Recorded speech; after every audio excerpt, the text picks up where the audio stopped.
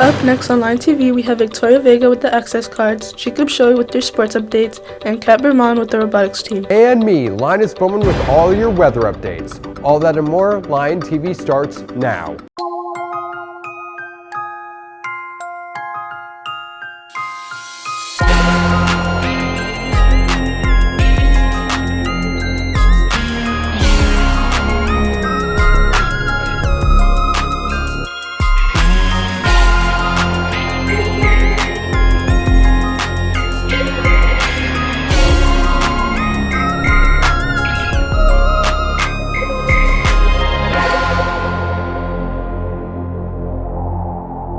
Good morning, Searcy High School. I'm Lily Lindsay. And I'm Jordan Bowman. Happy Red Ribbon Week. Happy Red Ribbon Week indeed. The rest of the days for Red Ribbon Week are Thursday Twin Day and Friday is Rhyme Without a Reason. Now, let's get right into those announcements. The SHS Food Pantry is open. Food bags are available for pickup on Fridays in the East Office and West Office and the Guidance Center. You can also talk to any of your teachers and they will help you get a bag. If you have any questions, please contact Ms. Edelman in room 306 or email cedelman@searcyschools.org.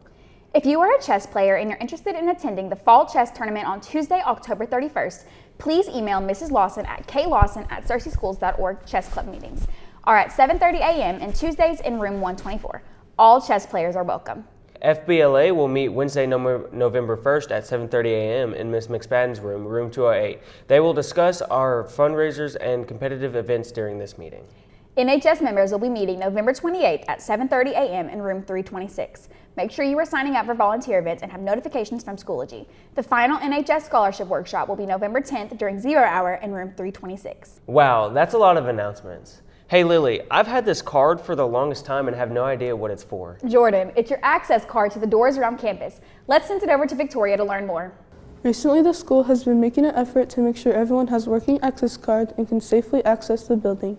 There are a few reasons for this. In the previous school years, there were some difficulties with students getting inside of the building, but Mr. Landers and Officer DeWitt have seen changes thanks to the access cards. Well, the purpose is to ensure that the doors are locked, but students will still have access to the buildings that they need to have access to. Get through the doors and you would have to knock on the door and stand out there and beat on the door, and sometimes students would be out there for long periods of time.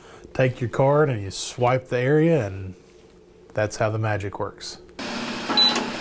As useful as the access cards are with getting students in the building, the cards are useful for other things too. Well, the purpose for the access card is not just for students to get back and forth from class, but it's also a safety mechanism. Exterior doors were unlocked, which meant all somebody would need to do is jump a fence and they had access to the building. Because we can also see who's coming in and out of the doors at any given point. Mr. Landers and Officer DeWitt feel that the access cards have been successful and hope that it can continue and help other schools as well. Well, I hope that we will continue to be able to ensure that the doors are locked. Students will still have access to the buildings that they need to have access to. I wish a lot of schools would go to the access doors, and it's an easy transition for you to get back and forth from class. I think they're an added benefit to our campus. Well, it seems like Mr. Landers and Officer DeWitt can both agree that the access cards have been going smoothly and that they are useful devices that help us get to class and keep us safe. Now back to the news desk. Thanks, Victoria. Jordan, I really hope you learned something. I sure did. Now I know what this card is used for. Now let's get into some local news. Arkansas on Tuesday ordered the subsidiary of a Chinese-owned company to divest itself in 160 acres of agricultural land. It's the first such action under a wave of new laws across the country restricting foreign ownership of farmland. Attorney General Tim Griffin said Northrop King Seed Company has 2 years to divest the property in Craighead County under legislation passed by the majority Republican legislature and signed by Governor Sarah Huckabee Sanders earlier this year. In national news, Israel ramped up its airstrikes Monday in Gaza, where the death toll is rising rapidly, and the United States advised Israel to delay an expected ground invasion to allow more time to negotiate the release of hostages taken by Hamas militants. Israel has allowed 2 small aid convoys, but no fuel to enter the besieged coastal enclave, where there has been a power blackout for nearly 2 weeks. Hospitals say they are scrounging for generator fuel in order to keep operating life-saving medical equipment, and incubators for premature babies. It's starting to cool down outside, and I'm really enjoying this weather change. It really has. I hear Linus has an update on our weather. What's the weather looking like, Linus? Good morning, Cersei. I'm Linus Bowman with your weather update. Today will be partly cloudy with a high of 84, rain at 4%, and winds at south 12 miles per hour, humidity at 60%, sunrise at 7:21 a.m., and on to tonight. Tonight will be partly cloudy again with a low of 65, rain at 3% chance, winds at south-southeast at 8 miles per hour, humidity at 71%, sunset at 6:20 p.m. On to the almanac. The almanac, high of 71, low of 48, monthly average of precipitation at 4.13 inches, month to date at 1.3 inches, and now on to the 5cast.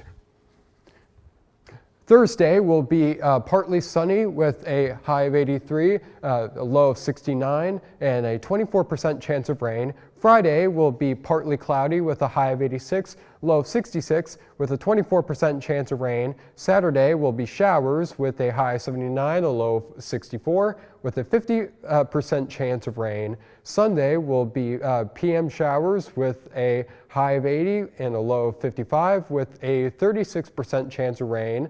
Monday will be 68 with a high of 68 with showers, low of 44, and a 58% chance of rain. I sure am getting excited for all those weekend showers. It is exciting.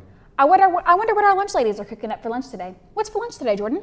For lunch, we'll be having barbecue pulled pork sandwich, classic pepperoni pizza, classic cheeseburger, fresh seedless grapes, chilled peaches, and milk. That sounds delicious. Make sure to thank our amazing lunch ladies for all of their hard work. Hey Lily, have you ever thought about joining the robotics team?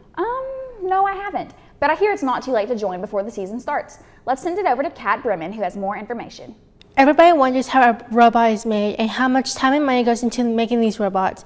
It may seem that making these robots are easy, but only a few people know how hard it is to make these robots. So we do a organization called First Robotics, and so we have a season that kicks off in January in which they reveal the game, and we have very specific guidelines that we have to follow, rules, construction rules for the robot, and then we have very specific game pieces and elements and how to score, and it's season specific, so it changes from year to year. And they reveal that in January, and then we have January and February to build the robot, and then we go to different competitions. So I tell students, a lot of students have extracurricular activities in the fall, like band or volleyball or whatever else, and it's hard for them to make the afternoon meetings. So whenever those events or those seasons end in the fall is when I have a lot more students join me.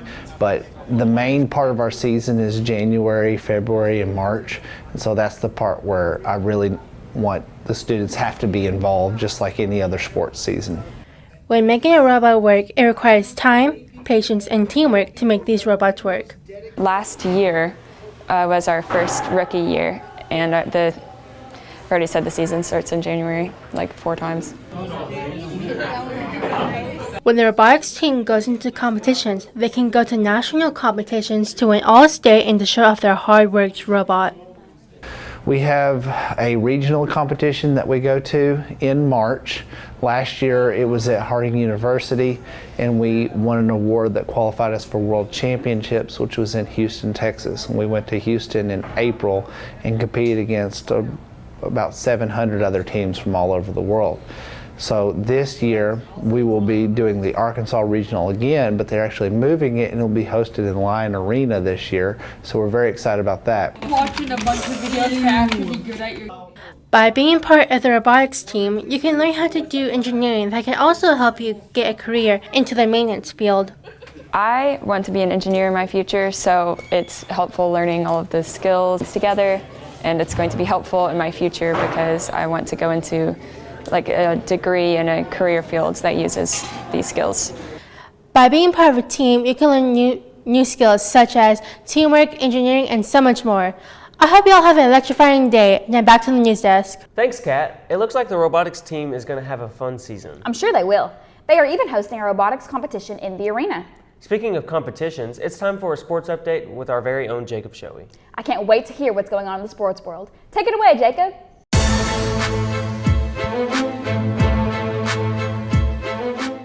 Happy Wednesday, Searcy High. We've got quite a bit of sports updates to go over, so let's jump right into it. In local sports, the Searcy Lions football team had a game last Friday where they traveled to Benton to take on the 6-1 Panthers. The Lions would come out with a tough loss, losing to Benton 50-20, putting Searcy's overall record at 5-3, going into another away game against the 2-6 Jacksonville Titans. The Searcy Lions esports team is officially halfway through their fall season with many notable highlights, including 2 Super Smash Bros. Teams keeping an undefeated record at 4-0, and 2 Rocket League teams having a 3-1 record to start their season, ranking them number 15 and number 25th in the state respectively. Each game still has 3 weeks left of regular season play before they begin their playoff push for a state title in December. The 5A state volleyball tournament started yesterday and will take place at Lions Arena today and tomorrow as well. All games will be live streamed to our YouTube channel at Searcy High Lion TV, so make sure to check out who will be heading to the state finals on Friday in Hot Springs. Moving on to national sports, Game 7 of the ALCS happened on Monday between 2 divisional rivals in the Texas Rangers and the Houston Astros, where the winner between the two would move on to the October Classic.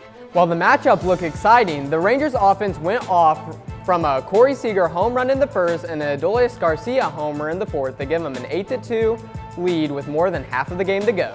The Astros and their pitching staff wasn't able to recover though, and the Rangers would win the game 11-3, advancing them to their first World Series since 2011. Game 1 of the World Series will take place on Friday and will start in the Rangers ballpark in Arlington, Texas. In the WNBA Finals, the Las Vegas Aces defended their championship title despite missing multiple starters in Game 4. They are the first team to go back-to-back since the 2001 and 2002 Los Angeles Sparks. Chelsea Gray and Kaya Stokes were both sidelined with foot injuries suffered in Game 3, and everyone was expecting an easy win for Liberty. With Liberty jumping out to an early double-digit lead, a win was comfortably in their grasp until the third quarter when Liberty offense went cold, and the Aces fought hard to take the lead and hold it during the final seconds. Ija Wilson, who completed a tremendous postseason run with 24 points and 16 rebounds in Game 4, was named Finals MVP. She averaged 21.3 points, 12.5 rebounds, and 1.3 blocks per game in the finals. In college football, first-year offensive coordinator Dan Enos was fired by Arkansas coach Sam Pittman on Sunday, just one day after the Hogs lost 7-3 against Mississippi State. The Razorbacks hit bottom on Saturday, managing just 200 yards against a defense that had allowed over 400 yards to 4 other FBS opponents. This game marked the first time since 2019 that Arkansas scored fewer than 10 points against an opponent other than Georgia or Alabama. The Arkansas Razorbacks have a bye this week, and they play Florida on November 4th and will finish with 3 straight home games. Well, Searcy, that's all the sports updates I have for you this Wednesday. Now let's send it back to the news desk with Jordan and Lily. Thanks for the sports updates, Jacob. Unfortunately, it seems we've reached the end of our show this week, Searcy. Don't forget to click that subscribe button on our YouTube channel at Searcy High Lion TV. And to follow us on X at Lion TV, Instagram at Searcy Lion TV, and on Facebook at Searcy High Lion TV. Signing off, I'm Lily Lindsay. And I'm Jordan Bowman. We'll see you Friday, Searcy.